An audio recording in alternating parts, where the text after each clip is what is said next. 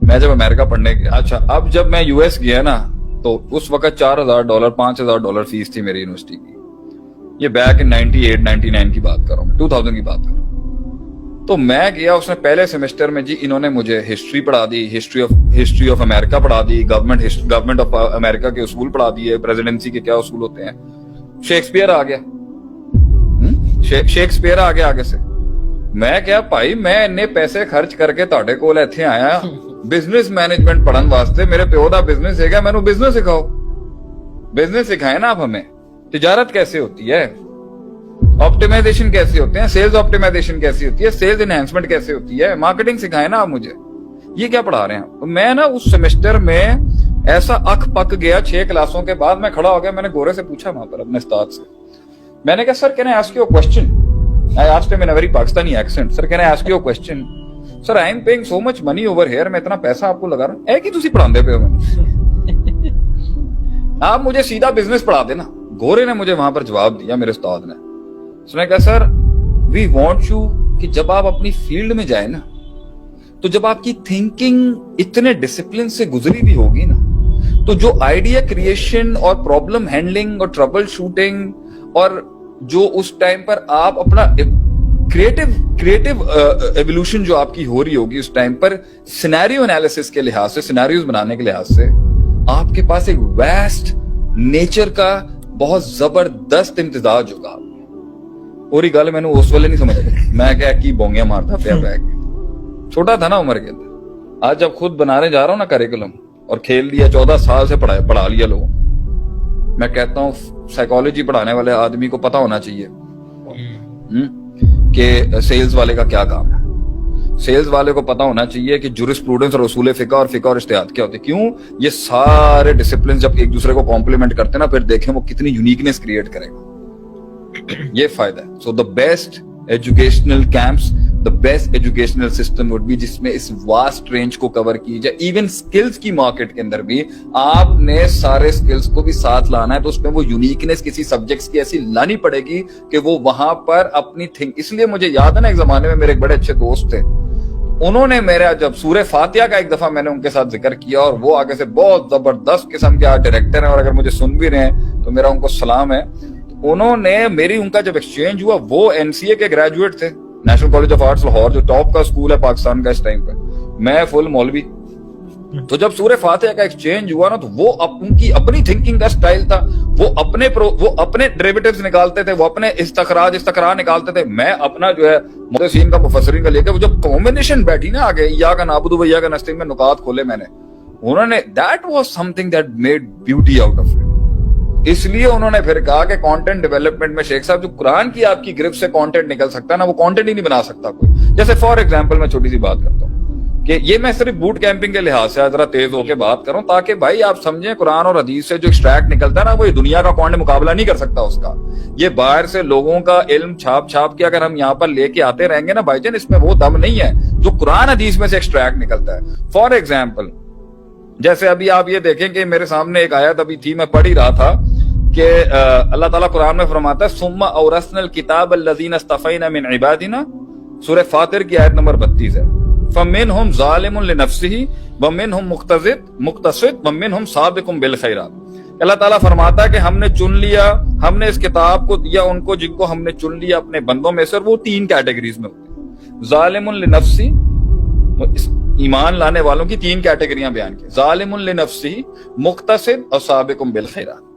ظالم لنفسی اور مقتصد اور سابق بالخیرات, یہ قرآن نے 3 کلاسیفیکیشنز کی ہیں بیہیویئرل سائیکالوجی کی پرسپیکٹو کے لحاظ سے, کہ سابق بالخیرات وہ ہیں جو حرام کو بھی چھوڑتا ہے, واجب پر بھی عمل کرتا ہے, مینڈیٹری ڈوز اور مینڈیٹری ڈو ناٹس کو ہیں.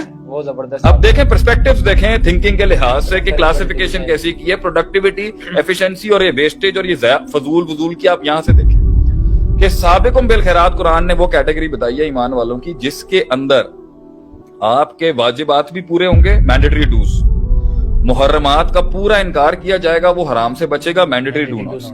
मुस्तहब और मकरूहात को भी खाते में रख रहा होगा, यानी preferable dos and preferable do not, यानी आप चाहें तो छोड़ दें, चाहें तो कर लें, ना करें, कोई आप पर वाजिब नहीं है ये काम। ये प्रेफरेबल होती है। एक सिस्टम को बनाने के लिए कुछ मैंडेटरी डूज होते हैं, कुछ प्रेफरेबल डूज होते हैं, कुछ मैंडेटरी डू नॉट्स होते हैं, कुछ प्रेफरेबल डू नॉट्स होते हैं। ये सबका ख्याल रखता है। और पांचवी कैटेगरी जो प्रोडक्टिविटी और अमाल के लिहाज से शरीयत में, वो है मुबाह, जिसको शरीयत ने एड्रेस नहीं किया एज सच, जैसे चलना फिरना घूमना फिरना, ये मुबाह काम है, लेकिन सब्जेक्टिवली ये आ जाते हैं मसले के अंदर। मुबाह कभी हराम हो जाता है, मुबाह कभी वाजिब हो जाता है, मुबाह कभी मुस्तहब हो जाता है। चलना फिरना खाना एक्सरसाइज करना ये मुबाह काम है, लेकिन ये किसी तरीके से शरीयत की पांचवी डिस्ट्रिक्ट बन जाती है आगे से। तो इसके आगे ये साबिकुम बिल खैरात वो हैं जो किसी जगह पर फजूल दाया नहीं करते हैं। इतनी प्रोडक्टिविटी होती है, ये टॉप नॉच परफॉर्मर्स हैं। ये इसको कॉर्पोरेट में भी अप्लाई कर देना आप सिस्टम्स के अंदर, कि इसने वो जहां पर कॉम्प्रोमाइज करने के कंपनीज के अंदर थे वहां भी नहीं करेगा, वहां पर भी कॉम्प्रोमाइज नहीं करेगा। These are the top notch people. Extreme productive. These are not extreme productive, these are एक्चुअलाइजली absolute productive.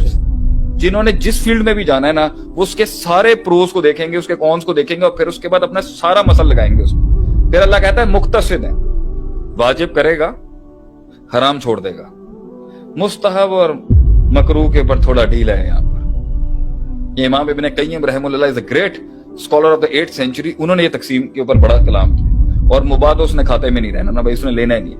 मतलब उसने फिटनेस का ख्याल ही नहीं रखना, उसने मतलब थोड़ा सा जो कपड़ों का ढंग ढूंग है वो भी नहीं देखना, खुशबू भी नहीं लगानी, एवरा का ख्याल नहीं रखना, मगर वाजिबात और हराम, ये मुक्तसिद वाली party. Less productive then the साबिकुम bill खैरात, बट मोर प्रोडक्टिव, क्योंकि सिस्टम को नुकसान नहीं पहुंचाता।